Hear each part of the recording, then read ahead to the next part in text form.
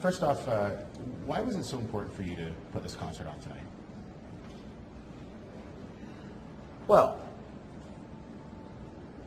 people paid a lot of money for tickets. Yeah. And anytime people pay money for a ticket and then you find out that a situation happens as it did, and there wasn't going to be any refunds, there was no chance that I wasn't going to make it happen. So I'd have been disappointed just as a performer, let alone as if I were a ticket buyer. And Yeah. I plan to come. I'm here. We're Yeah. going to do it. It's going to be great. Have you run across anything like this before? Like, is this unique to this situation now? It's, yeah. I have not. You guys been in the business a long time. I have This been is in the amazing. business a long time, and it's tough. You know, we really don't usually deal in these kind of situations. We've been around this far too long. Yeah. But it's okay. We have the ability and experience to still deliver the promise to the person who wants to come and see it. Right. I guess as an artist, also when you hear people on Twitter and things like that saying, "I can't believe this," and so upset. When you as an artist read that, you think, "These are the people that pay my salary." No, I don't think of it like that. I don't work for anybody. I make art, and if people want to buy art, that's their business. Right. But what I do care about is that I have a commitment, and dedication and commitment to anything is paramount with me. And my integrity is more important than anything. I don't care about money, and I certainly don't work for anybody. Right. No. So I'm here because my word is my bond. So I'm here. This is going to be a very intimate show with people. Yeah.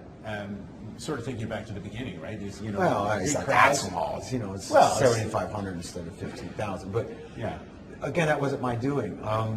Last time we were here, we sold the building out. For sure. Yeah. Yeah. I'm not worried about that. No, not at all. But for the fan experience, it's huge. great. It's cool. Plus, this isn't the band. Right. Remember. Yeah. This is my fun band. I call them. This is my summer band. I actually start rehearsing with the band for the tour tomorrow. Yeah. But trust me, this is going to be fun. When we heard Robbie Krieger was going to open, like, we're doing Touch Me. He might not be there, but we're doing it. And I'll play all the hits, and we're gonna just show you a little more of who I am, what I do, why I do what I do. Mm-hmm. Not only all our songs, but these are the songs I grew up playing, and these are the things I like to do with my spare time. So tonight's an all-encompassing show. I trust it'll be a unique show and an experience for everybody. It'll be like a block party. Yeah. Talk about the new music that you had came out yesterday. Describe sort of what this so-called album is. Yeah, Burning Bridges is the end of an era, really, and it was meant to coincide with a Southeast Asian tour that we were doing. It was it's a fan record. It's under the radar, right. But it's also the conclusion of a 32-year relationship with my record company, and it was time to move on. The traditional model wasn't working for me anymore, and so it was both a fulfillment and, more importantly, something I'm proud of, because it's songs that I wouldn't put out otherwise. But the record is almost done, and it comes in the spring. Yeah. What will we see in the record, the next record? What is it? I think it's a record of boy, there was a lot to get off my chest in the last year. I went through a lot of turmoil. Yeah. Both on this playing field and on others, and I had a lot to write about, which is wonderful, because a writer looks for things to write about, not just Moon, June, Spoon, and love stories. You got to find something, and I think this one really is about that integrity and that, that kind of taking a punch and getting back up again, or learning to fly.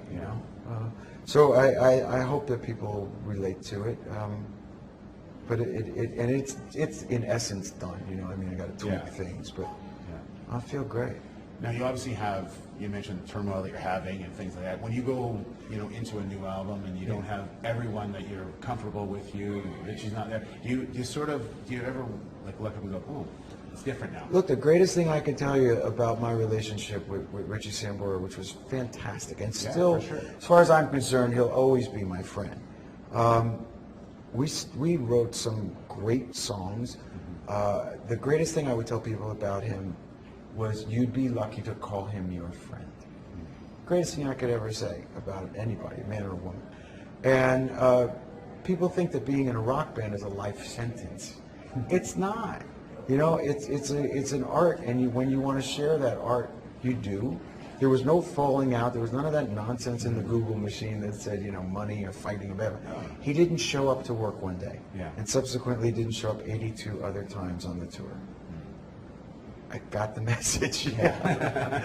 But you know, everybody understands because it's grueling. It's a very difficult life, and it's a very difficult life when you're a single parent. You know, there's a lot of things that came into play.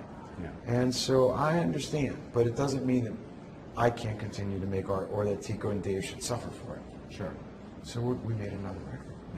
And you still enjoy the touring and all that? You like Not to the level that I did when I was a kid. You know, when we came up here 29 years ago to record Slippery When Wet, the idea of living up here for a couple of months was wonderful. It was more fun than you can ever imagine. I could probably imagine. I was in a rock band. But the idea of living out of a suitcase to me isn't all that appealing now. This was very different 29 years ago. There wasn't the town was much different. Sure, our lifestyles were much different, all that kind of good stuff that went with it. You couldn't get here directly. You know, there wasn't even a direct flight to Vancouver back then. We're talking before cell phones, before fax machines. You know, I had to walk uphill to school both ways. Carrying ice. So it was a much different era, and it was great. This city was coming alive at that time, and we were lucky enough to be a part of it.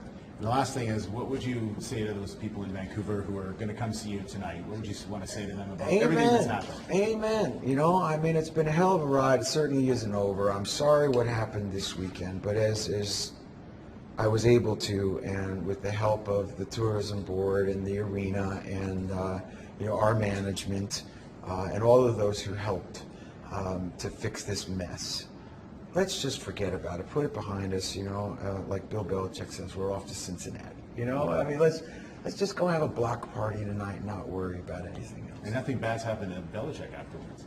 He's got 4 rings to go with it, but that's another story. John, thanks very much. All right.